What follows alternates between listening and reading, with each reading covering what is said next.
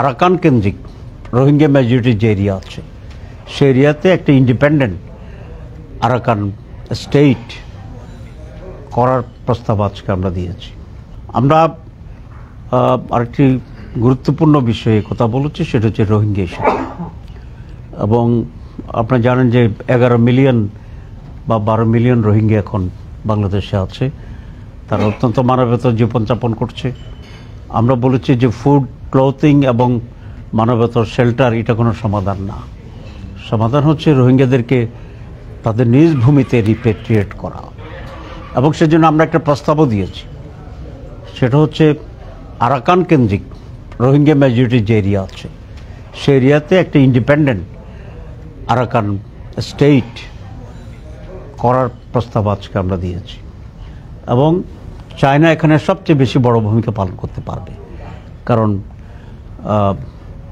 বার্মার সাথে, মিয়ানমারের সাথে চায়নার খুবই বড় ধরনের রিলেশনশিপ আছে। এবং একটা ইন্টারন্যাশনাল যদি রিপেট্রিয়েট কমিটি থাকে, যারা সকলে মিলে এই সমস্যার সমাধান এখানে করতে পারবে।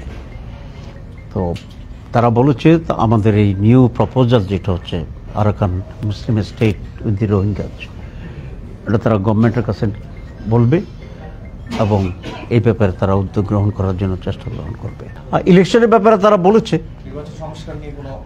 সংস্কার নিয়ে ওরা কথা বলেছেন।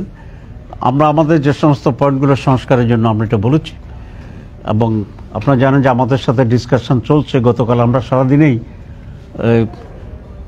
ঐকমত্য কমিশনের সাথে মিটিং করেছি। না, এটা ব্যবসা মানে বিষয়টা এরকম কোনো আলোচনা হয়নি, কারণ তারা তো বর্তমান সরকার প্রধানকে ওয়েলকাম করেছে, ওনার সাথেই ওরা চুক্তি করেছে, গভর্নমেন্টের সাথেই ইনভেস্ট করছে। আবার নির্বাচিত সরকার হলে যদি রিলেশনশিপভাবে মেনটেন করা যায় তাহলে অবশ্যই তারা সেটাকে ইনভেস্টমেন্ট করবে। আসলে এখানে কোশ্চেন অফ মিউচুয়াল ইন্টারেস্ট, তাদেরও লাভ আমাদেরও লাভ, এটাই তো ফরেন পলিসি অ্যান্ড ফরেন ইনভেস্টমেন্টের। সেটা অব্যাহত থাক। তারা যেটা জানতে চাইছে নির্বাচন কখন হতে পারে, কীভাবে হতে পারে। আমরা বলেছি যে আমাদের প্রধান উপদেষ্টা তো একটা লাইন দিয়েছেন যে ডিসেম্বর হইতে পারে, বেশি সংস্কার চাইলে জুনে হইতে পারে। আমরা বলছি এই প্রপোজালের সাথে আমরা ঐকমত্য পোষণ করি।